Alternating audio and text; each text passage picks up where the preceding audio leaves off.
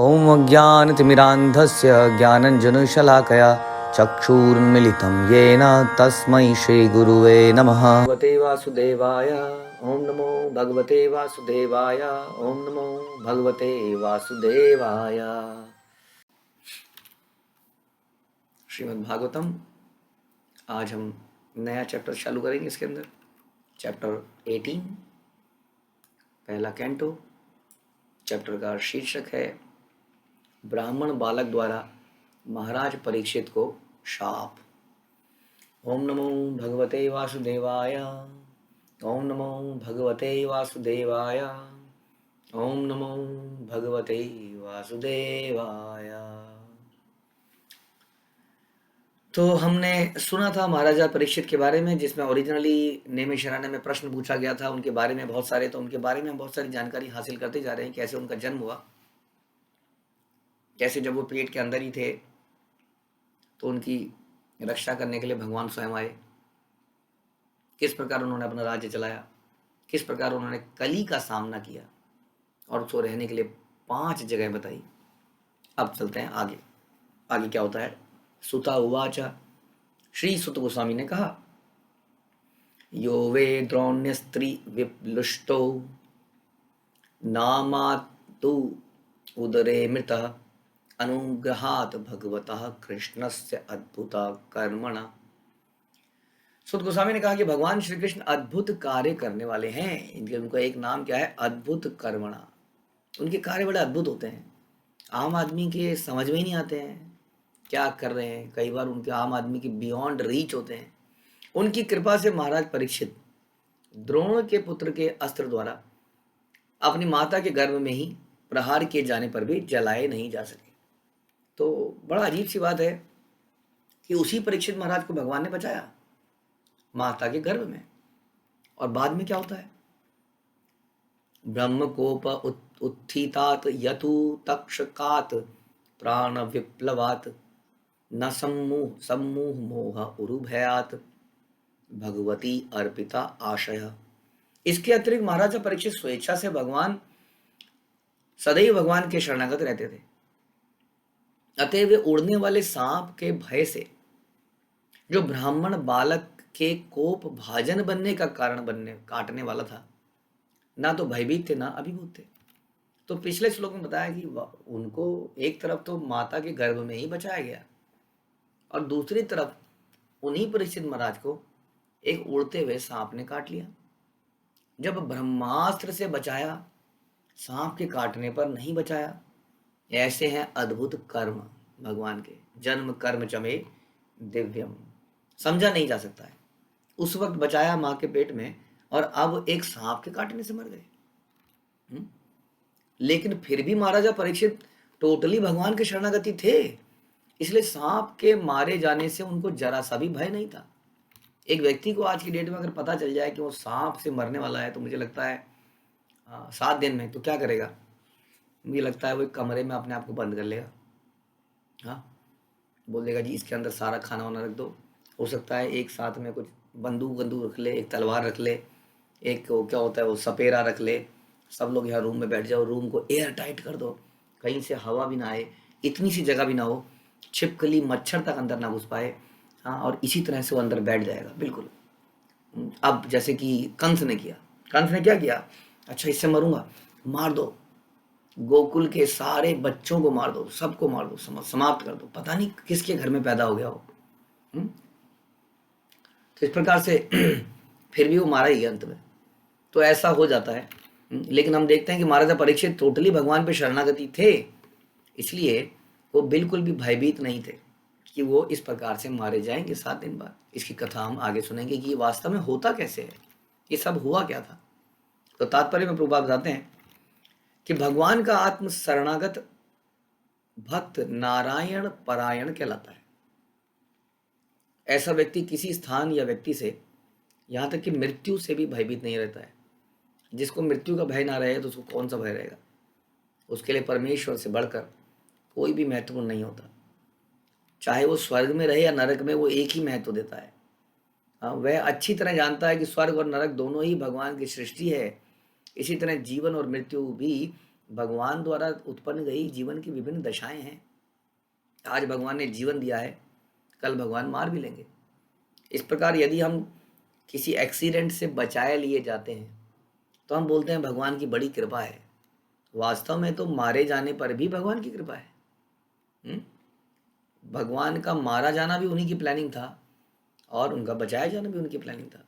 ये मेरे कर्मों का जो फल है, यदि उसका फल भगवान दे रहे हैं तो वो भी हमारी भलाई के लिए सोच समझकर हमें फल दे रहे हैं।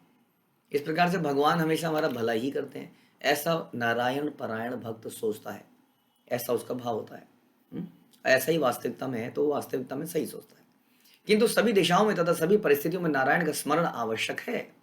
किसी भी अवस्था में जो नारायण परायण है वह इसका निरंतर अभ्यास करता है। महाराज परीक्षित ऐसे ही शुद्ध भक्त थे। उन्हें एक अनुभवहीन बालक द्वारा श्राप मिल गया, जो कि आगे हम सुनेंगे।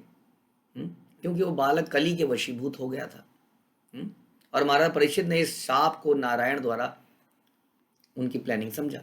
वे जानते थे कि जब माँ के पेट में भगवान ने बचा लिया तो भी उन्हीं की कुछ प्लानिंग थी। अब अगर वो मरवा रहे हैं तो ये भी उन्हीं की इच्छा है। भक्त कभी भी भगवान की इच्छा के विरुद्ध नहीं जाता।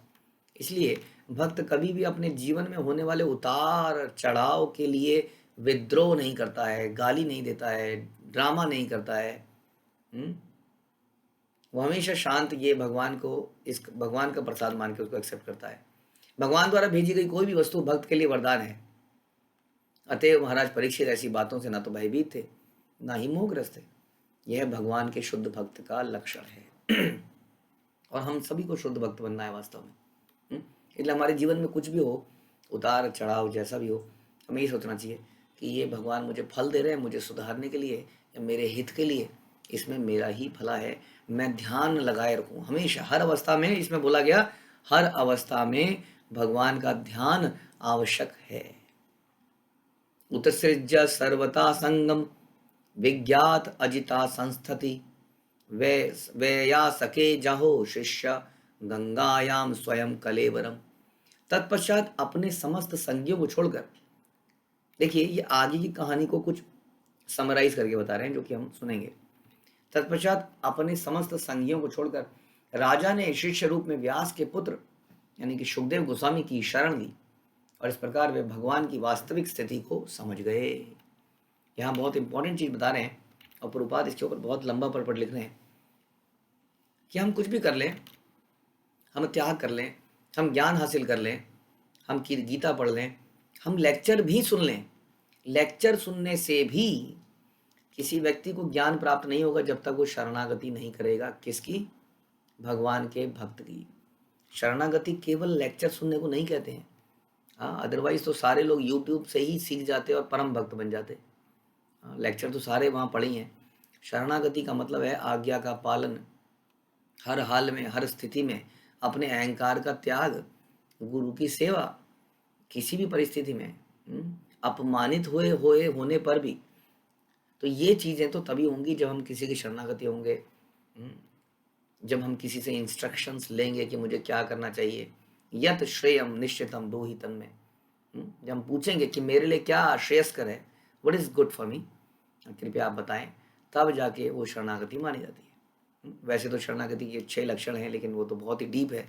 सिंपल अगर बोला जाए तो इतना तो कम से कम होना ही चाहिए, क्योंकि जैसा बोला जाएगा वैसा ही करना हो। तो यह बता रहे हैं कि शरणागति के बिना इस प्रकार भगवान की वास्तविक स्थिति को नहीं समझ सकते। और परीक्षित महाराज समझ पाए क्योंकि उन्होंने शुकदेव गोस्वामी की शरण ग्रहण करी। प्रभुपाद कहते हैं कि राजा अपने चरम गंतव्य के विषय में आश्वस्त थे, यानी कि राजा को पता था कि मेरी गति जो है भगवान के धाम में, उनके चरणों में ही होगी।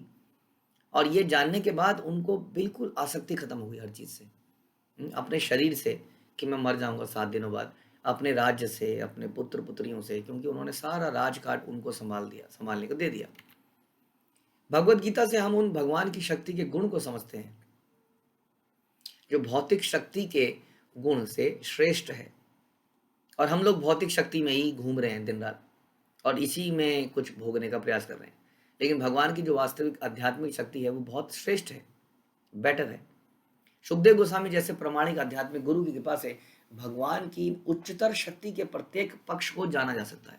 यानी कि गुरु के माध्यम से हम भगवान की आध्यात्मिक शक्ति, भगवान के नाम, गुण, लीला, साज सामग्री, विविधता को समझ सकते हैं। हम किसके माध्यम से? हम गुरु के माध्यम से। भगवान कृष्ण की कृपा से महाराज परीक्षित को सुखदेव गोस्वामी जैसे महापुरुष की अनुकंपा प्राप्त हुई। यानी कि कृष्ण की कृपा से गुरु मिलते हैं और गुरु की कृपा से कृष्ण मिलते हैं। गुरु वही जो हमें कृष्ण तक लेके जाए, अदरवाइज वो काहेगा गुरु। और वही कृष्ण के बाद लेके जा पाएगा जो खुद ही कृष्ण के पास पहुंचा हुआ है, हाँ, या जो वही प्रैक्टिस कर रहा है। तो इसलिए भगवान की कृपा से परीक्षित महाराज को सुखदेव गोस्वामी जैसे गुरु मिले, अतएव अजीत भगवान की वास्तविक स्थिति को समझ पाए। वरना बड़ा कठिन है, बता रहे वैदिक साहित्य से भगवान को खोज निकालना बहुत कठिन है, किंतु सुखदेव गोस्वामी जैसे मुक्त भक्त की कृपा से उन्हें समझ पाना अत्यंत सरल है। इसलिए हम लोग, सब लोगों की जिम्मेदारी बनती है कि हम जरूर कम से कम किसी एक व्यक्ति के शरणागति हुए, उनकी इंस्ट्रक्शन को सुने, माने, एज इट इज़ फॉलो करें। ध्यान रखिए, तभी हम शुद्ध भक्ति की तरफ जा पाएंगे। नहीं तो खाली कुछ अच्छे विचार हमारे कानों में पड़ेंगे, उससे वो लाभ नहीं हो पाएगा जो होना चाहिए। न उत्तम श्लोक वार्ता नाम जुषताम तत्कथा अमृतम स्यात् संभ्रम अंत काले अपि स्मरताम तत् पदम्बुजम। ऐसा इसलिए हुआ क्योंकि जिन्होंने वैदिक स्रोतों से स्तुति किए जाने वाले भगवान की दिव्य कथाओं के लिए अपना जीवन अर्पित कर रखा है, ऐसे लोग जिन्होंने अपना पूरा जीवन किसके लिए अर्पित कर रखा है? भगवान की कथाएं सुनना, उनको फॉलो करना, अपने जीवन में इंप्लीमेंट करना, और जो निरंतर भगवान के चरण कमलों का स्मरण करने में लगे हुए हैं, उन्हें अपने जीवन के अंतिम क्षणों में भी किसी प्रकार की भ्रांति होने का डर नहीं रहता। जिस प्रकार किसी प्रमाणिक गुरु से सुनकर अपने जीवन को केवल भगवान के रूप, गुण, लीला इत्यादि में ही मग्न कर लेते हैं, उनकी गुरु की इंस्ट्रक्शन में मग्न कर लेते हैं, तो ऐसे लोग जीवन के अंतिम क्षण में भी डरते नहीं है। इसका अगेन लाइव एग्जांपल है शिला प्रभुपाद का अंतिम समय। वो वीडियो आज भी अवेलेबल है भक्तों की कृपा से, जब प्रभुपाद ने अपने प्राण त्यागे। प्रभुपाद बिल्कुल भी भयभीत, परेशान नहीं लग रहे हैं। ऐसे समय में स्मृति बिल्कुल चली जाती है, और ऐसे समय में प्रभुपाद अंतिम समय में भी बोल रहे हैं। भक्त उनसे इंस्ट्रक्शन मांग रहे हैं, आखिरी इंस्ट्रक्शन, प्रभुपाद हमें क्या करना चाहिए, प्रभुपाद हमें ये क्या करना चाहिए, प्रभुपाद हमें वो क्या करना चाहिए, प्रभु इसका ट्रांसलेशन भागवतम का इत्यादि इत्यादि सब चल रहा है, और सब लिखे जा रहे हैं, रोज रिकॉर्ड करे जा रहे हैं, और प्रभुपाद बोल रहे हैं, उस वक्त भी बोल रहे हैं। अब कितना कैसा समय है जब आदमी संसार को छोड़ के जा रहा है, जिस संसार में वो इतने साल तक रहा हो, 70, 80, 90, 100 साल तक रहा हो, तो कितना मुश्किल है।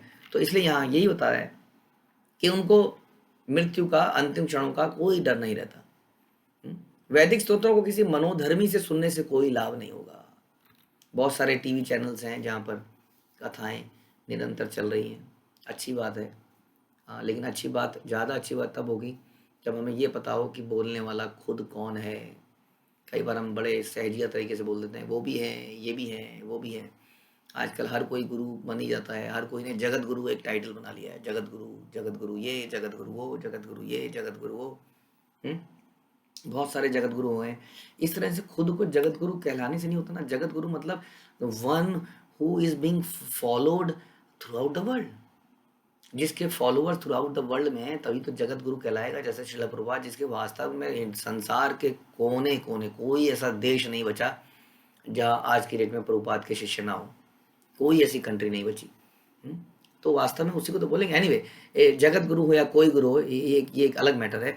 मैटर है कि वो शुद्ध भक्त होना चाहिए, ये ज़्यादा इंपॉर्टेंट है जिससे हम सुन रहे हैं। हाँ, यानी कि वो गुरु परंपरा में होना चाहिए।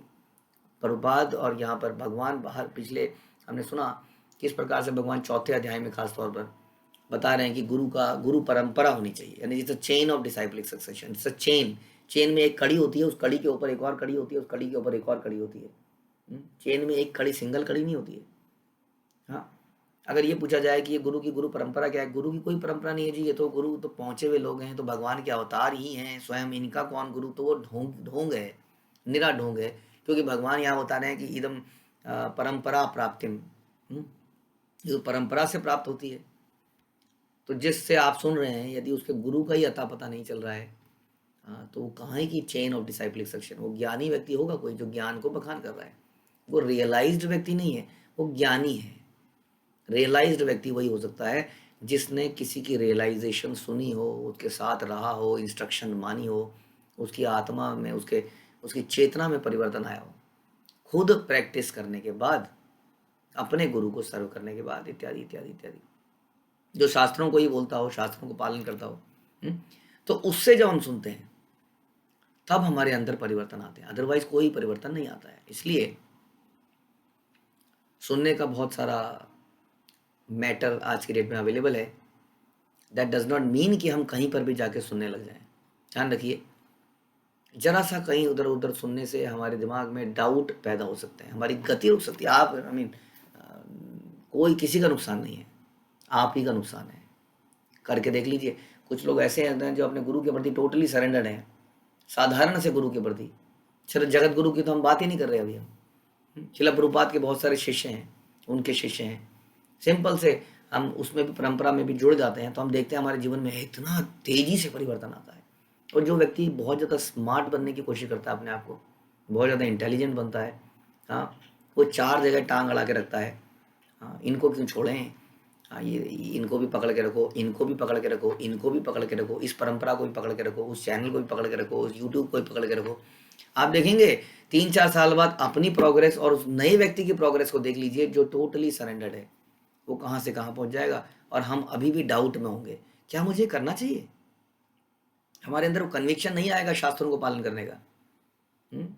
हम सोच रहे हैं क्या मुझे ये व्रत करना चाहिए, हाँ कर लेते हैं ना, पता नहीं क्या हो जाए, इतने सालों से कर रहे हैं, कभी कन्विक्शन नहीं आ पाएगी। हाँ, वो यही है कि स्वरूप सिद्ध व्यक्ति को कभी हमने अपना गुरु सुना ही नहीं, और हम जगह जगह से सुनते रहे, मानते रहे। और सेवा तथा विनय पूर्वक उसे ठीक से समझा जाता है जब किंतु जब हमें किसी वास्तविक स्वरूप सिद्ध व्यक्ति से सुना जाता है, जब और सेवा और विनय पूर्वक ठीक से समझा जाता है, तब हर बात पारदर्शी रूप से स्पष्ट हो जाती है। इस तरह विनीत शिष्य जीवन के अंत तक दिव्य स्तर पर रह सकता है। विनीत शिष्य, अगेन शिष्य की बात आ गई और विनीत की बात आ गई, मतलब one who is surrendered to his guru. जो सरेंडर्ड है ऐसा व्यक्ति सब कुछ, सारे तस्य कथित ही अर्थात प्रकाशन्ते महात्मना, उसको सारे वैदिक साहित्य का रहस्य प्रकाशित हो जाता है। तावत कली न प्रभवेत प्रविष्टः अपि इह सर्वतः यावत ईश महान उर्व्याम अभिमन्व्या एक राट। जब तक अभिमन्यु का महान शक्तिशाली पुत्र संसार का सम्राट बना हुआ था, यानी कि परीक्षित महाराज, तब तक कली के पनपने की कोई गुंजाइश ही नहीं थी। आपने सुना किस प्रकार से कली की पिटाई कर दी थी, और तब तक कोई गुंजाइश ही नहीं थी। यस्मिन अहनि यर्हि एव भगवान उत्सर्ज ससर्ज गाम तदा एव इह अनुवृत असो अधर्म प्रभव कली। जिस दिन और जिस क्षण भगवान श्री कृष्ण ने इस पृथ्वी को छोड़ा, अपने अवतार को समाप्त किया, उसी समय समस्त अधार्मिक कृत्यों को बढ़ावा देने वाला कली इस संसार में आ गया। क्यों कहते हैं ना, जहां सूर्य है वहां अंधकार कैसे हो सकता है। इसलिए जब सूर्य सदृश भगवान इस संसार से चले गए तो कलयुग आ गया मौका देखकर। लेकिन फिर भी वो अपने पांव फैला नहीं पाया, क्योंकि परीक्षित महाराज राजा थे। अब वो कोई युक्ति लगा रहा था किस प्रकार से मैं घुसूं, और वो युक्ति आगे लग जाएगी जो कि आप सुनेंगे कैसे वो घुसा, लेकिन वो कर नहीं पा रहा था कुछ। प्रभुपाद बताते हैं कि भगवान तथा उनके नाम, यश, गुण सभी अभिन्न है। भगवान की उपस्थिति के कारण कली पृथ्वी की सीमा में प्रवेश नहीं कर पा रहा था। हाँ, यदि इसी प्रकार यदि भगवान के पवित्र नाम, गुणों आदि का सतत कीर्तन करें तो कली का प्रवेश नहीं हो सकता। यानी कि भगवान के जाने के बाद भी यदि हम भगवान के नामों को, गुणों को श्रवण कीर्तन करते रहेंगे तो कली कभी प्रवेश नहीं करेगा हमारे अंदर, हमारे घर के अंदर। यदि हमारे घर में यही सब चलता रहेगा तो संसार से कली को भगाने का यही उपाय है। आधुनिक मानव समाज में भौतिक विज्ञान के कारण बड़े बड़े विकास हुए। लोगों ने वायु में ध्वनि का विस्तार करने के लिए रेडियो, टीवी इत्यादि खोज लिया। लेकिन इस रेडियो, टीवी से हम लोग कली का प्रसारण कर रहे हैं बड़ी तेजी से। आपने सुना था ना, 4 चीजें आज की डेट में हम देखते हैं। कुछ यूट्यूब में, रेडियो में कोई ऐड आता है, ऐड आते किसका ऐड आता है, किसी चिकन का ऐड आता है। या कोई सुंदर सी स्त्री कुछ आधे कपड़े आधे अधूरे कपड़ों में दिखती है। वेश्यावृत्ति, हाँ, मांसाहार, या किसी बहुत बढ़िया बिजनेस आइडिया, हाँ, गैम्बलिंग इत्यादि, ये सारी चीज़ें आज की डेट में हम रेडियो के प्रसारण से देख रहे हैं। प्रभुपाद कहते हैं कि यदि इसको बंद कर दिया जाए और इसी रेडियो और टेलीविज़न के माध्यम से यदि भगवान के पवित्र नाम, यश और गुणों की दिव्य वाणी को फैला दिया जाए तो सारा संसार का परिवर्तन हो जाएगा। यस, ये टेक्नोलॉजी जो हमने बनाई है, टेक्नोलॉजी में कोई प्रॉब्लम नहीं है, यदि उस टेक्नोलॉजी को हम भगवान के लिए यूज़ कर लें। और इसी प्रकार से हम लोगों ने जैसे अपना यूट्यूब चैनल बनाया और बहुत सारे भक्त इसमें मदद कर रहे हैं, और बहुत सारे इस्कॉन के और भक्त हैं जो कई सारे चैनल निकाल रहे हैं ताकि यूट्यूब में गंदगी की बजाय भगवान का नाम फैल जाए चारों तरफ। आप सभी इसमें मदद कीजिए, सभी इनको देखिए, इसको इसको फैलाइए, ताकि आजकल कई बार बच्चों के लिए होता है कि बच्चों को क्या दिखाएं, आखिर उनका एंटरटेनमेंट कैसे हो। आप कहते हैं टीवी मत दिखाइए, हमारे नित्य कृष्ण टेस्ट चैनल को सब्सक्राइब किए, उसमें इतने सारे ड्रामे हैं, कई दिनों तक आपका बच्चा वो ड्रामे ही देखता रहेगा और बड़ा आनंद आएगा उसको। लेकिन थोड़ा सा सतर्क रहने की आवश्यकता है, क्योंकि उसमें बहुत कुछ और भी आ जाता है, तो पेरेंटल कंट्रोल वगैरह लगाने की आवश्यकता है। तो बता दें कि यदि इसका प्रसारित करने की व्यवस्था कर दें इन चैनल्स के माध्यम से तो उचित वातावरण उत्पन्न होगा, संसार में धर्म की पुनः स्थापना होगी, और इस प्रकार प्रशासक लोग जो संसार से भ्रष्टाचार के उन्मूलन के लिए इतने उत्सुक हैं वो कर नहीं पा रहे हैं, तो भ्रष्टाचार का वास्तविक समाप्ति तभी होगी। कोई भी वस्तु बुरी नहीं है जो उसका उपयोग भगवान की सेवा के लिए किया जाए। हर चीज़ को आप उपयोग कर सकते हैं। जैसे इस वक्त हमने जूम को, जो कि ऑफिस में आज की डेट में बहुत तेज़ी से यूज़ हो रहा है, हमने इसी को भगवान का नाम, गुण, रूप, लीला के लिए, प्रसारण के लिए इस्तेमाल किया है। तो इसका हमें फ़ायदा उठाना है। और भगवान क्या बता रहे हैं, इसका फ़ायदा क्या होगा? इसका फ़ायदा ये होगा कि कलयुग एंटर नहीं कर पाएगा, या उतनी जगह में उसका प्रभाव समाप्त हो जाएगा। तो अब तक हमने सुना कि किस प्रकार से कलयुग आ तो गया है लेकिन अपने पाँव नहीं पसार पा रहा है। तो अब हम आगे देखेंगे किस प्रकार से ये कलयुग एंटर करता है महाराजा परीक्षित के होते हुए भी, और कैसे महाराज परीक्षित से निपटते हैं। हरे कृष्णा। श्रीमद् भागवतम की जय, श्रील प्रभुपाद की जय।